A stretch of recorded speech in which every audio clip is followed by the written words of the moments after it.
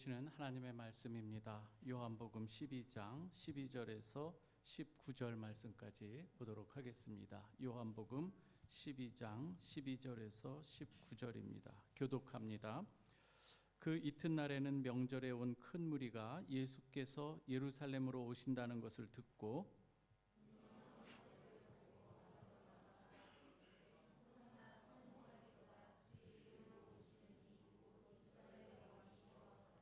예수는 한 어린 나귀를 보고 타시니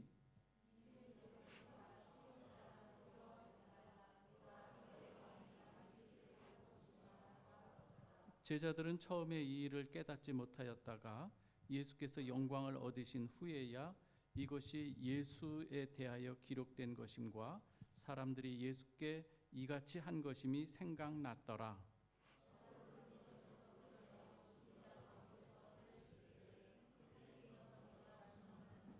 이에 무리가 예수를 맞음은 이 표적 행하심을 들었음이로라.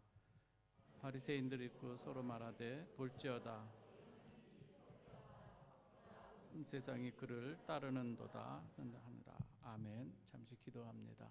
주님, 이 시간 오직 주님만이 우리의 주와 그리스도 되심을 고백합니다. 말씀 저희들에게 이 본문을 통해서 주시는 말씀 듣는 귀가 열려지게 하여 주옵소서. 예수 그리스도의 이름으로 기도하옵나이다. 아멘. 오늘은 우리 종료주일입니다.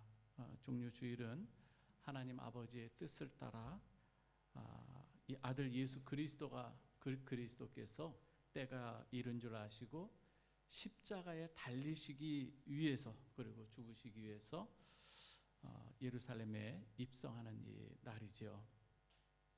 오늘 본문에는요, 예루살렘에 입성하시는 우리 주님을 보고 큰 무리들이 외치는 소리가 있습니다. 호산나 찬송하리로다. 이렇게 외치는 이 군중들의 이 소리가 있습니다.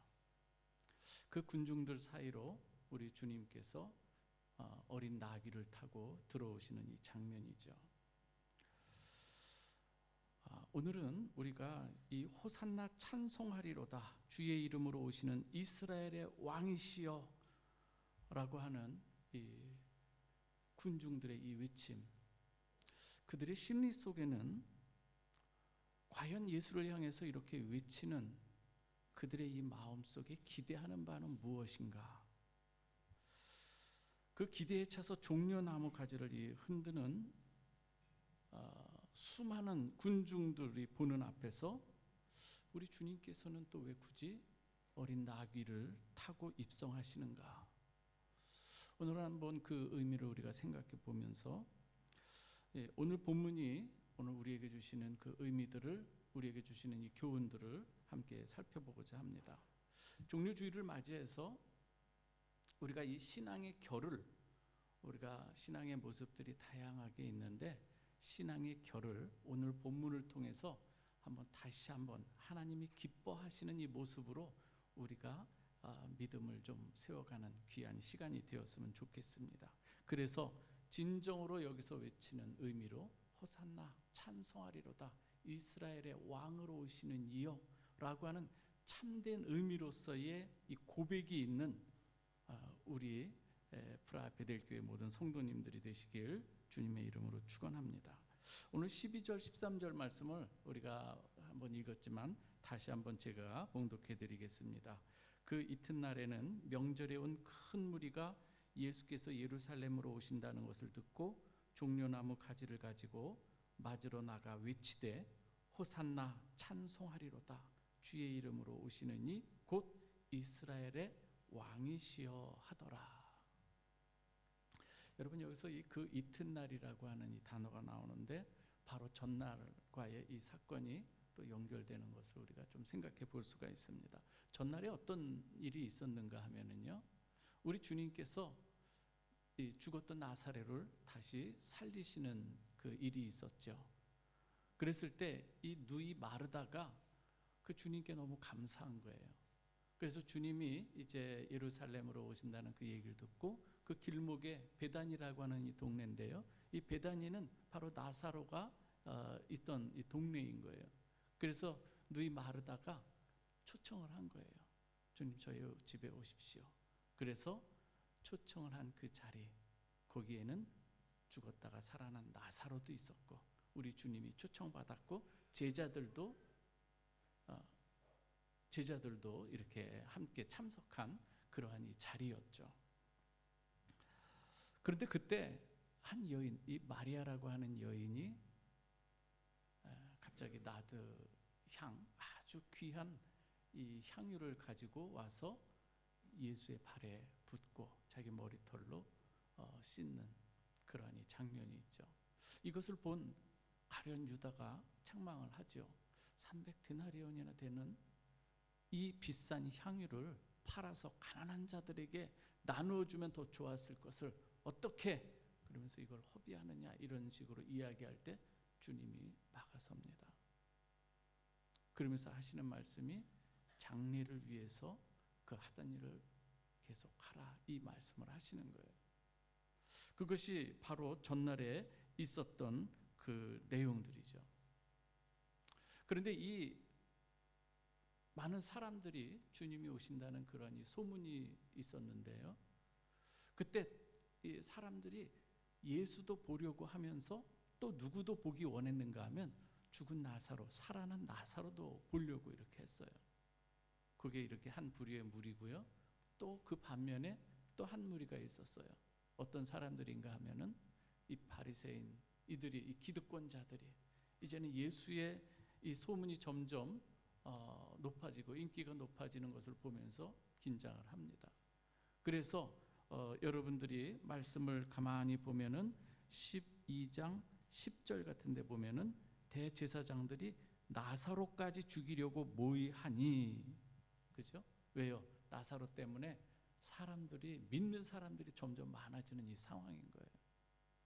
자, 이제 우리 주님께서 예루살렘에 입성하는 이러한 이 상황인 거예요. 이 수많은 군중들이 이제는 드디어 입성하시는 그 예수를 바라보면서 외치기 시작합니다. 호산나, 찬송하리로다. 그러면서 외치는 이 모습 가운데 우리 주님께서 이제 나귀를 타고 등장하시는 거죠. 근데 여러분 오늘 본문에 보면은 구약을 인용하는 내용이 두 군데 있습니다. 하나는 시편 118편이고 하나는 스가랴 9장 9절입니다. 이 두 가지 인용 구절을 통해서 예수 그리스도께서 어떠한 분이신가, 그리고 그렇게 오시는 예수 그리스도와 군중들의 이 기대하는 바가 좀 엇갈리는, 서로 주님의 오시는 이 목적과 군중들이 기대하는 이 메시아 상과 지금 뭔가 어긋나는 이 상황들이 있는 것을 보게 됩니다.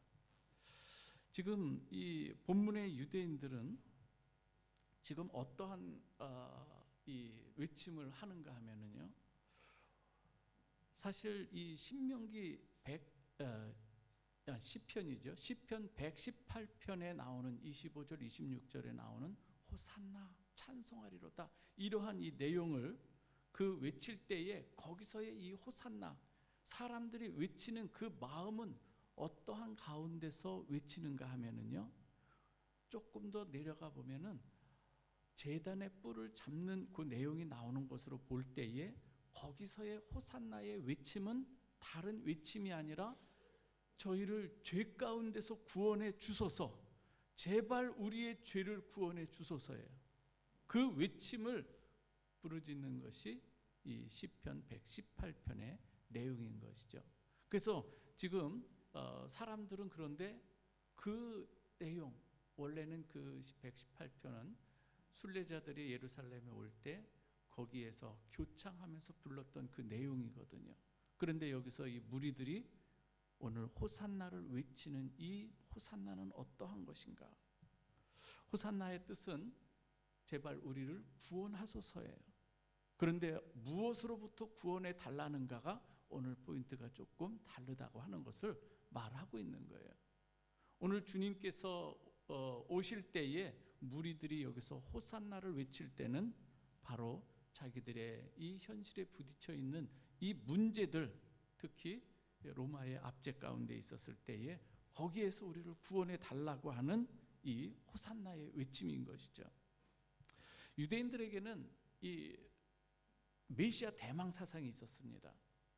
신명기 18장에서도 보면은요, 15절에 보면은 내 하나님 여호와께서 너희 가운데 내 형제 중에서 너를 위하여 나와 같은 선지자 하나를 일으키리니 너희는 그의 말을 들을지어다. 모세를 통해서 전해진 이 말이 있는데요, 이 이야기를 계속 전해져서 내려왔습니다. 그렇기 때문에 유대인들 가운데서는 그 선지자가 언젠가는 오시겠다, 이것을 생각하고 있는 이 메시아 대망 사상이거든요. 그렇기 때문에 누군가 큰 능력을 보일 때마다 성경에서 말했던 그 사람 아닌가를 생각하게 되는 거예요. 우리 주님께서 오병이어 기적을 일으키시자 사람들이 그 선지자가 아닌가 하더라. 그게 요한복음 6장에 나오거든요. 그러할 때에 왕을 삼고자 할 때에 우리 주님께서 산으로 올라가셔서 그 거리두기를 하는 것을 볼 수가 있습니다. 우리 주님께서는 맞아요, 메시아로 오시지만 그들이 생각하는, 그들이 기대하는 메시아로 오시는 분이 아니기 때문인 거예요. 오늘 여기서도요, 큰 능력을 누군가 보일 때마다 이제 메시아가 아닌가를 생각할 때에 또 그 당시에 이 이스라엘 백성들에게 있어서는 또 한 가지 이 역사적 사건들이 있었어요. 한번 자기들도 이 역사적으로 한번 종려나무를 흔들면서 호산나를 외쳤던 한 사건이 있었어요. 그것이 무엇인가 하면 우리 신구약 중간기라고 하는데요, 성경에는 이것이 나타났지만 우리 일반 역사 가운데 있었던, 이스라엘 역사 가운데 분명히 있었던 실제 하는 그 사건이 하나가 마카비 혁명이라고 하는 거예요. 마카비 혁명 때에 그 마카비가 입성할 때에 거기서 종려나무 가지를 들고 흔들면서 외쳤던 그 사건들이 있죠. 제가 조금만 더 마카비 혁명이 어떤 사건인가를 이해를 돕기 위해서 여러분들에게 좀 설명을 드리겠습니다. 조금 복잡할지 모르지만 귀담아 들으시면 큰 어려움은 없는 이 사건이죠. 여러분들이 이 알렉산더 대왕이 죽은 이후에 헬라는 네 나라로 나뉘어지게 돼요. 그 중에 한 나라가, 그 중에 한 곳이 셀류쿠스 왕조가 세운 나라가 있는데 그게 시리아예요. 근데 죄송합니다, 이게 응답을 시리아가 처음에는 어떻게 이 이스라엘 이 민족을 속국으로 삼고 그들을 어떻게 통치했는가 보면은요, 처음에는 아주 굉장히 그들이 제사 지내는 것도 다 허락했어요. 심지어 성전을 복구할 때도 지원도 했었어요. 그런데 어떠한 일이 생겼는가 하면은요, 한 BC 한 198년경에 이 안티오쿠스 에피파네스 이 3세라고 하는 사람이, 안티오쿠스 3세가 로마를 공격합니다. 안티오쿠스 3세가 로마를 공격했는데 거기서 대패를 당하게 돼요. 여러분, 한 나라와 한 나라가 전쟁을 했을 때 패하게 되면 어떻게 되죠? 패한 나라가 전쟁 배상금을 물게 돼 있어요. 그런 가운데 너무나도 이것이 힘든 상황이기 때문에 에피파네스 3세가 속국이었던 이 이스라엘에 있는 그 모든 그 물건들을 이제 수탈하기 시작하는 거예요. 성전의 기명리나 모든 것도 다 몰수를 해가는 이 상황이에요. 문제는 그 아들 에피파네스 이 4세가 어느 정도로 또 문제를 일으켰는가 하면은요, 안티오쿠스 이 에피파네스 이 4세가 이제 왕으로 등극하면서요, 아주 이스라엘을 심히 박해하기 시작합니다. 아폴리우스 장군을 비롯한 한 2만 명의 이 대군을 이 팔레스타인에 주둔시키면서요, 안식일과 할례 문제, 제사와 절기들을 다 폐지시킵니다. 구약 성경을 읽지 못하게 하는 거예요. 금소로 만들어 버리는 거죠. 게다가 성전에서 제사를 지낼 때에 지성소에 심지어 거룩한 제물을 올려드려야 되는 이곳에 돼지를 잡아서 돼지 피를 거기에 묻히는 이러한 일들이 많이 벌어진 거예요. 그리고 심지어 그 제물을 유대인들이 꺼리는 그 돼지고기를 먹게끔 강요도 하고요. 성전을 매운 굴로 변화시키기도 했고요. 이렇게 이스라엘은 엄청난 이 박해를 받게 되는 것이죠. 이러한 이 박해 속에서 그래도 나름대로 하나님 앞에 간절히 구하는 이 사람들이 있었던 거예요. 기도하는 사람들. 그런데 그때 마따디아라고 한 이 제사장이 성전에서 돼지고기를 이렇게 드리고 나오는 유대인들을 보면서 분노가 일어서 그를 죽이는 거예요. 이를 만류하던 시리아 군 그리고 거기에 있는 사절 그 사람도 죽여버리는 거예요. 그리고 산으로 이제 피신을 하는 거예요. 자기 5 아들과 그리고 이 경건주의자들 이 사람들하고 함께 피난을 하게 되는 거죠. 그런데 이 노 제사장이 한 3개월 만에 죽게 되고요. 그리고 5 아들 중에 셋째 아들인 유다라고 하는 이 사람이 있어요. 이 유다가 그 사람들과 함께 이제 게릴라전을 펴면서 이제 시리아와 싸움을 하는 거예요. 굉장히 아주 이 전술이 좋았는지 아주 너무나도 잘 싸웠기 때문에 별명이 하나 얻게 됩니다. 무엇인가 하면 이 망치라는 별명을 얻어요. 우리 뭐 장군의 아들에서도 뭐 이렇게 보면 망치 뭐 이런 거 나오잖아요. 망치라는 별명 그게 뭐냐면 히브리어로 마카비라고 하는 거예요. 그래서 마카비 이 별명을 따서 마카비 혁명이라고 하는 거예요. 드디어 3년 만에 시리아군을 완전히 패퇴시키고 거기서 승리를 하는 거예요. 승리하고 예루살렘 이 성전을 완전히 깨끗이 정화시키고 거기에서 예배를 드리고 또 이스라엘을 거기에서 회복하는 그래서 거기에서 제사가 올려지는 거죠. 여러분들이 요한복음이나 보면 수전절이라고 이렇게 하고 있습니다. 지금도 이스라엘은 하누카라고 해서 절기를 하나 지키는데 이때를 기념하는 거예요. 그래서 깨끗이 성전을 깨끗이 정화한 그 날을 기념하는 이 절기에 또 빛도 밝히고 그러면서 그것이 하누카라고 해서 지금도 지켜지고 있는 것이죠. 오늘 그때 유대인들이 어떻게 생각했냐면은 이 사람이야말로 메시아다 생각한 거예요. 그래서 사람들이 하나님이 보내신 이 메시아가 와서 자신들을 구원해 주었다고 믿고서 그가 예루살렘에 입성할 때 종려나무 가지를 들고 호산나를 외치었던 그 경험이 하나 있었던 것이죠. 그런데 이 마카비 혁명 이후에 나중에 이 하스모니아 왕조가 흐지부지해서 또 시들어지는 이 상황이 된 것이죠. 그래서 유대인들은 또 어떻게 해요? 정말 하나님이 보내신 참 메시아를 또 기다리고 있는 이 상황인 거예요. 그 가운데서 우리 주님께서 오병이업 기적을 베푸시고요. 나사렛을 살리셨다는 그 소문도 듣고요. 모든 병자를 고치시는 분이다. 이런 이야기를 들을 때 어떻게 생각하겠느냐 하는 거예요. 그들은 이때 정작 자신의 죄와 사망의 문제를 해결하기 위해서 오시는 우리 주님의 뜻과는 전혀 상관없이 이 예수가 우리의 왕이 되기만 하면은 더 큰 놀라운 능력 그 힘으로 로마의 압제에서 우리를 구원해 낼 수 있는 분이고 우리의 먹고 사는 그 모든 일 얼마든지 해결해 줄 수 있는 우리의 질병 문제, 가난의 문제도 해결해 줄 수 있을 것이라고 여기면서 호산나를 외치면서 종려나무 가지를 흔들고 있는 이 모습인 거예요. 놀라운 것이 있어요. 이렇게 호산나를 외치면서 종려나무 가지를 흔들었던 이 무리들, 그리고 한편으로는 또 예수를 죽이고자 하고 나사로까지 죽이려고 했던 이 한 부류들이 있거든요. 그런데 며칠이 안 가서 이 두 부류들이 한 뜻이 돼요.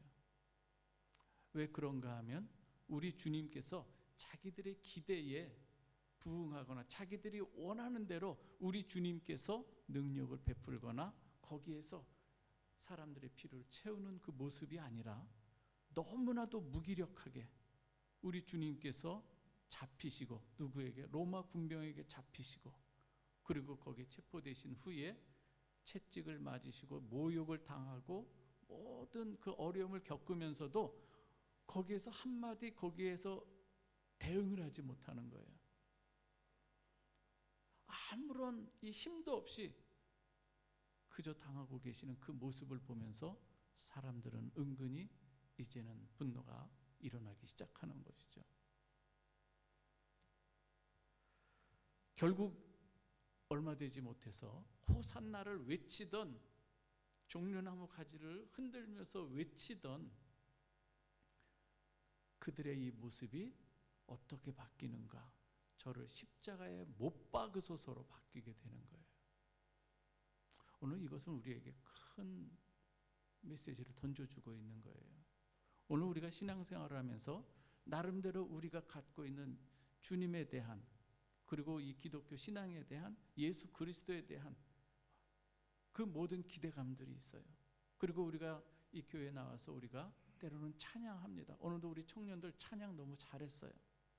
그런데 그 찬양 속에 진정으로 그 예수를 바라는 그 찬양의 고백이 있는 우리 청년들 되기를 주님의 이름으로 축원합니다. 찬양을 했는데 이들이 생각하는 하나님의 뜻과는 전혀 상관없는 자기들만의 기대를 가지고 내가 생각하는 것을 이루어주는 예수만 바라보면서 우리가 찬양했다? 그건 우리가 그 결을 우리가 잘 구별해야 된다고 하는 거예요.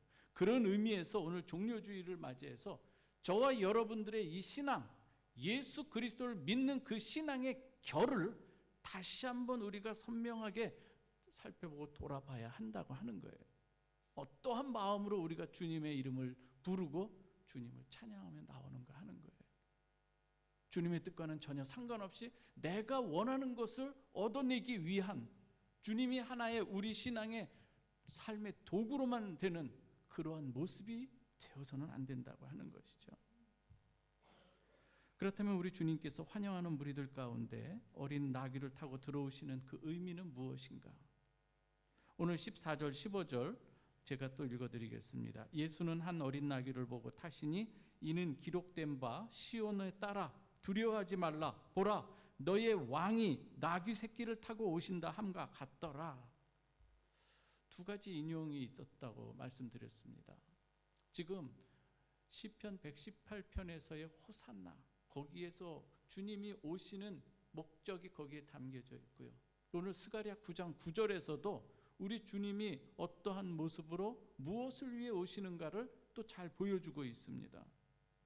오늘 스가랴 9장 9절에 성취로 오시는 예수 그리스도의 모습이 바로 어린 나귀를 타고 입성하시는 이 모습이라고 하는 것인데요. 이것은 우리 주님 자신이야말로 하나님의 언약의 성취로 오시는 참 메시아이심과 그 메시아는 전쟁이 아니라 언약의 피로 이루는 평화의 왕으로 오시는 메시아라는 것을 오늘 그것을 보여주는 거예요.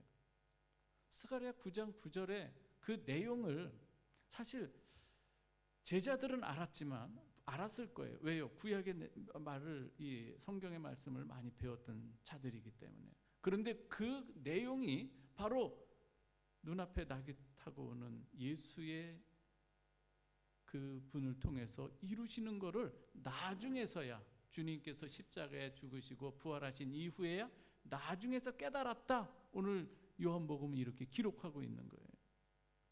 제가 한번 그런데 스가랴 9장 9절에서 조금 길지만 어떤 의미에서 주어지는 메시지인지 한번 살펴보겠습니다. 시온에 따라 크게 기뻐할지어다, 예루살렘에 따라 즐거이 부를지어다. 보라, 내 왕이 내게 임하시나니 그는 공의로우시며 구원을 베푸시며 겸손하여서 나귀를 타시나니 나귀의 작은 것 곧 나귀 새끼니라.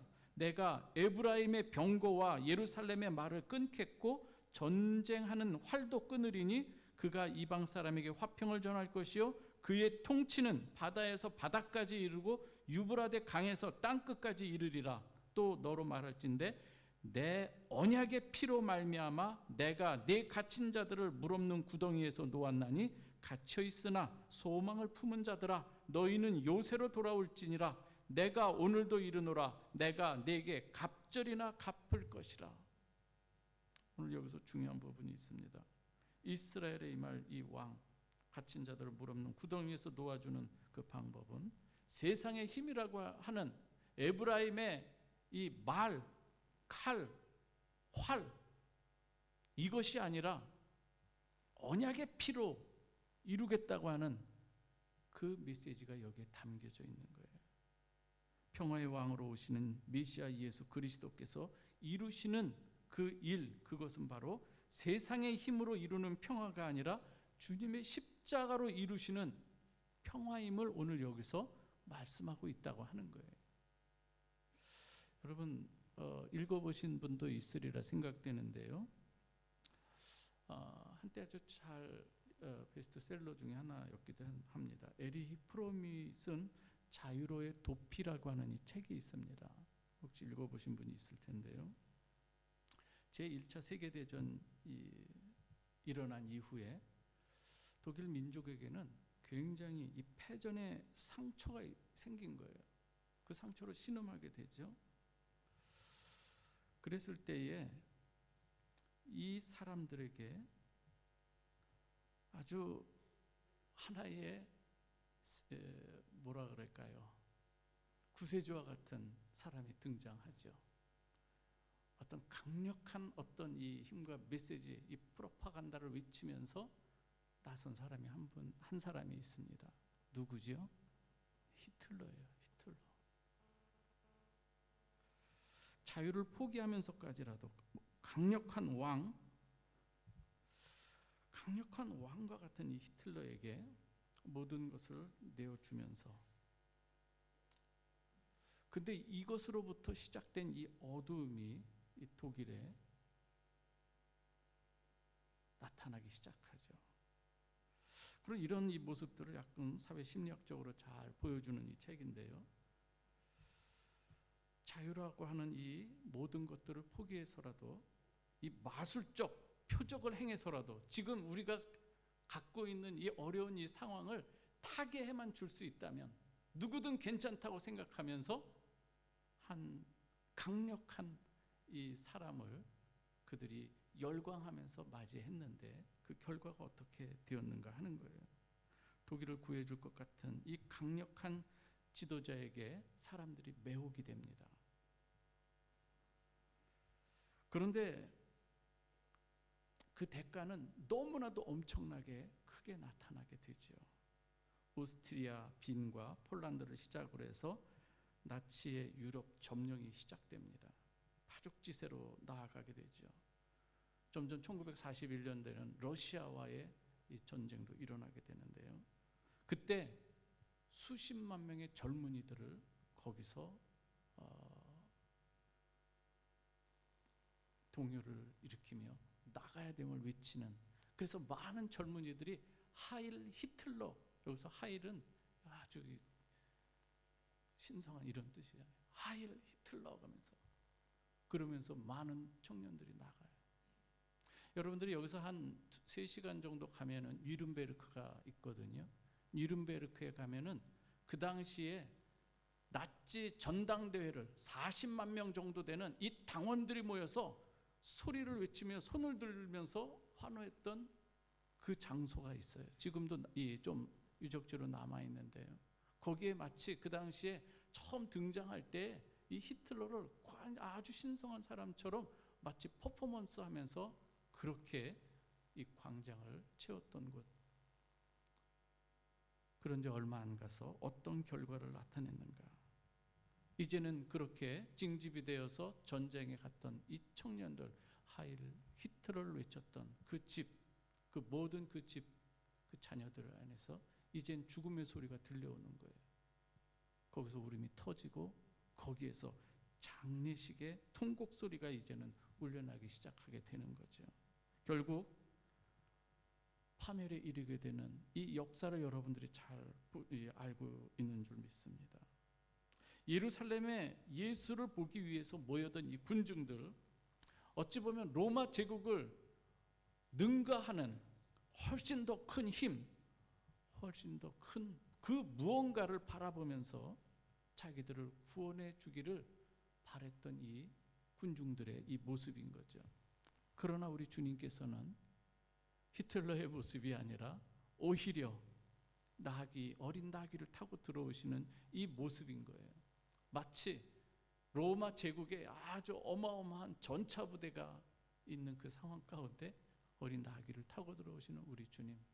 그러나 많은 사람들이 그 예수 그리스도의 힘없는 모습, 무기력한 모습, 십자가에 달리실 때까지 보여준 그 모습에 사람들은 실망하고 낭망하고 절망하면서 예수에 대해서 조롱하고, 심지어 십자가에 달린 그 예수를 밑에서 바라보면서 조롱하며 너부터 구원해 봐라라고 하는 이 말을 하는 그 수모를 겪으신 분이 우리 주님이신 거예요.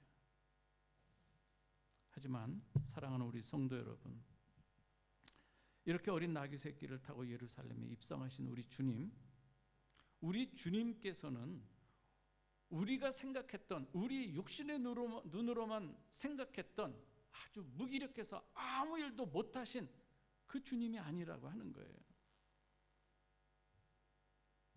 호산나를 외치던 군중들의 입에서는 예수를 못 박으라고 외치는 이 가운데 죽어가신 우리 그 예수 그리스도, 온갖 조롱과 채찍을 맞으면서도 묵묵히 십자가에 달려 피 흘려 돌아가시는 이 모든 과정 속에서 우리 주님께서 행하신 것이 아무것도 없느냐? 아니라고 하는 거예요. 그 어떠한 능력보다도 어떠한 권세도 행할 수 없었던 그 일을 우리 주님께서는 십자가에서 행하시는 거예요. 우리 기대와는 달리 무기력했던 우리 주님의 모습. 그러나 그 주님은 그 십자가상에서 저와 여러분들을 위해서 행하신 놀라운 일이 있는 거예요. 그것을 이사야 선지자는 53장에서 4절에서 이렇게 이야기를 하고 있습니다. 제가 우리 한번 같이 읽어볼까요? 시작. 그는 실로 우리의 질고를 지고 우리의 슬픔을 당하였거늘 우리는 생각하기를 그는 징벌을 받아 하나님께 맞으며 고난을 당한다 하였노라. 그가 찔림은 우리의 허물 때문이요 그가 상함은 우리의 죄악 때문이라. 그가 징계를 받음으로 우리는 평화를 누리고 그가 채찍에 맞음으로 우리는 나음을 받았도다. 처음에 어떻게 생각했다고요? 우리의 질고를 지고 슬픔을 당하였지만 우리는 어떻게 생각했다? 그냥 그는 징벌받아서 하나님께 맞으며 고난당하는 걸로 우린 여겼다, 이 말을 하는 거예요. 주님의 십자가를 이해하지 못했다고 하는 거예요. 그러나 실상은 주님의 그 찔림, 주님께서 그 상하시는 그 모든 것 우리의 허물과 죄악 때문이라고 하는 것이죠. 그가 징계받음으로 평화를 누리고 채찍에 맞는 가운데 우리를 치유하시는 주님의 손길이 거기에 있었다는 것을 오늘 말씀하고 있는 거예요. 우리 주님 화평의 왕으로 오셔서 하신 일들에 대해서도 에베소서에서는 이렇게 얘기하는 거예요. 에베소서 2장 13절에서 18절, 이게 좀 길지만은 그래도 우리 한번 같이 읽어보면 좋겠습니다. 우리 주님께서 하신 일이에요. 시작. 이제는 전에 멀리 있던 너희가 그리스도 예수 안에서 그리스도의 피로 가까워졌느니라. 그는 우리의 화평이신지라 둘로 하나를 만드사 원수된 것 곧 중간에 막힌 담을 자기 육체로 오시고 법조문으로 된 계명의 율법을 폐하셨으니 이는 이 둘로 자기 안에서 한 새 사람을 지어 화평하게 하시고 또 십자가로 이 둘을 한 몸으로 하나님과 화목하게 하려 하심이라. 원수된 것을 십자가로 소멸하시고 또 오셔서 먼 데 있는 너희의 평안을 전하고 가까운 데 있는 자들에게 평안을 전하셨으니 이는 그로 말미암아 우리 둘이 한 성령 안에서 아버지께 나아감을 얻게 하려 하심이라. 믿습니까, 여러분? 세상의 어떠한 힘도 인간의 죄와 사망의 문제를 해결할 수 없습니다. 그러나 주님의 십자가 보혈은 우리의 죄를 사하는 능력이 있고요, 주님의 십자가 보혈은 막힌 담을 허는 능력이 있다고 하는 거예요. 여기서의 유대인과 이방인 사이에 막혀있는 이 문제들, 그러나 우리 주님의 십자가로 이 막힌 담이 허물어지고 이제는 예수 그리스도의 이름을 부르는 사람은 누구나 하나님의 자녀로 이제는 아버지 하나님께 함께 나아갈 수 있게 만드셨다고 하는 거예요. 그 가운데 하나님과 인간 사이에 가로막힌 그 휘장을 우리 주님께서 육체로 열으셨다 이렇게 표현하는 거예요. 이제는 주님께서 열어놓으신 새로운 산길을 우리는 함께 더불어 하나님 앞에 나아가는 우리 프라하베델 공동체 되기를 주님의 이름으로 축원합니다. 이제는 그리고 우리의 시선을 주로 내 문제 해결하는 이러한 것을 생각하면서 주님을 찾았다고 한다면 이젠 그 시선을 좀 돌려서 하나님께서 기뻐하시고 원하시는 그 일들이 있을 것입니다. 사랑하는 우리 학생들이 있고 청년들이 있고 우리 장년들이 있습니다. 여러분 각자를 향해서 하나님께서 갖고 계신 그 계획들이 있을 것입니다. 그 계획을 기도하는 가운데 또 믿음의 눈을 열어서 또 주님을 바라보는 가운데 거기에서 주님의 뜻을 우리가 또 기도하면서 깨달으며 신앙이 이렇게 바뀌었으면 좋겠습니다. 내 뜻이 하늘에서 이루어지기를, 그래서 막 간절히 하늘을 움직이는 게 아니라 주기도문에서 우리가 같이 나눴던 것처럼 뜻이 하늘에서 이루어진 것처럼 땅에서도 이루어지이다. 하나님의 뜻이, 주님의 뜻이 여러분들의 삶 가운데 이루어지게 하는 이 삶, 그 삶을 사는 저와 여러분 되시길 주님의 이름으로 축원합니다. 그러하면서 우리가 외쳐야 될 호산나 찬송하리로다. 주의 이름으로 오시는 이여 할렐루야를 우리가 함께 찬양하며 나가야 되는 것, 프라하의 우리 교회가 존재하는 이유인 줄 믿습니다. 우리 이 말씀 오늘 생각하면서 그래서 이 종료주의를 맞이해서 우리의 신앙의 결을 다시 한번 우리가 확인하고 주님이 기뻐하는 모습, 십자가의 길로 주님 따라 나아가는 저와 여러분 되시길 주의 이름으로 축원합니다. 기도하겠습니다. 하나님 감사합니다. 주님 종료주의를 맞이해서 오늘 본문에서 보여주시는 그러한 이 의미들을 생각해 봅니다. 주님이 오시는 목적과 무엇을 위해 오시는가, 그리고 우리가 어떻게 주님을 또 따라가야 하는가를 말씀해 주시니 감사합니다. 하나님 모든 것 감사 영광을 올려드리며 우리의 삶 가운데서 늘 호산나 찬송하리로다, 주님이 기뻐하는 의미로서의 호산나를 외치는 우리 모두가 되게 하여 주옵소서. 예수 그리스도의 이름으로 기도하옵나이다. 아멘.